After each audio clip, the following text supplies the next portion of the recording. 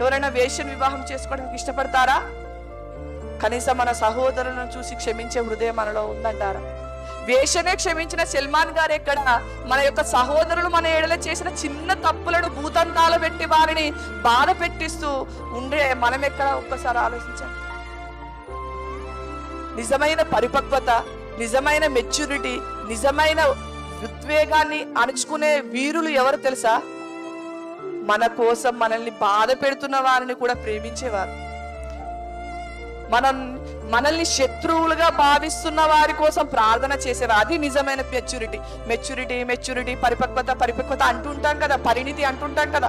నిజమైన పరిణితి, నిజమైన పరిపక్వత, నిజమైన మెచ్యూరిటీ ఏంటంటే మనల్ని బాధ పెడుతున్న వారి కోసం ప్రార్థన చేయడం, మనల్ని హింస పెడుతున్న వారిని క్షమించడం, మనల్ని శత్రువులుగా భావించే వారిని ప్రేమించడం. సల్మాన్ గారు ఏం చేశారు? ఆమె యొక్క భక్తి జీవితానికి, ఆమె యొక్క విశ్వాస జీవితానికి, ఆమె యొక్క మారు మనసు జీవితానికి వివాహం చేసుకున్నాడు.